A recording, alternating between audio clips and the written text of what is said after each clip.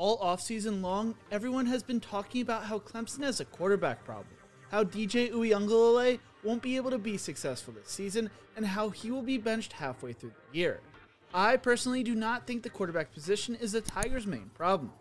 No, I think we need to be analyzing a different position group. I think we need to look at the guys who are responsible for protecting the quarterback, the offensive line, because I think Clemson may have an offensive line problem. Last year, the offensive line struggled, earning a group grade of a C from TigerNet. Coming out of fall camp last year, there was a lot of positive chatter when it came to the unit, but when the season started, they had a slow start. TigerNet writes, after a poor start, things got better as the year progressed, particularly when Trotter returned from injury. Aside from an ugly showing against UConn, when they couldn't generate any sort of push for the running game, they played relatively well late in the season. They completely had their way with then 10th ranked Wake Forest. They bullied the Gamecocks and held their own against Iowa State in the bowl game. The tackles were good all season, but figuring out the interior of the offensive line will be imperative for 2022. Going into the season, the Tigers will have a brand new offensive line coach in Thomas Austin, who is taking over for Robbie Caldwell. Caldwell will be transitioning to a role on the support staff, and from reports, there was a lot of positivity surrounding Austin. His first challenge is going to find a brand new center and set the lineup around him. Hunter Rayburn has retired due to health concerns and has joined the staff as a graduate assistant, and Mason Trotter will not be available for the season for reasons that have not been disclosed publicly. When it came to the spring game, I have to say I was disappointed with how the line performed. It felt like the defense was in the backfield on every pass play on both sides of the ball. Both DJ and Cade Klubnik were constantly moving around and a lot of the time having to roll out of the pocket. During the run game, it felt like there was no real push.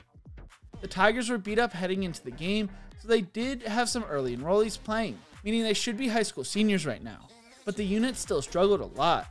Now Clemson has high expectations for their defense, specifically their defensive line, so this may actually end up being the best unit they face all year. I think that is a positive to look at because it means they will be pushed to get better in practice day in and day out. It looks like Putnam will be the starting center after starting 22 games at right guard the past 2 seasons. He received most of the first team reps, with Dabo Sweeney telling Sports Illustrated, Putnam needed all the work because he's going to be our starter going in. He has had a really good spring. We have done what we needed to get done. He has played so much football. This guy is a really good football player. But to make that move is not easy, especially when it's not something you've done. I'm really proud of him.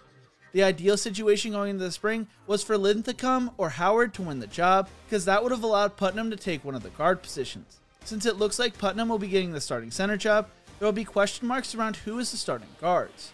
Marcus Tate started a few games at guard as a freshman, and Pennington, Williams, and Tucker are also options for the guard position.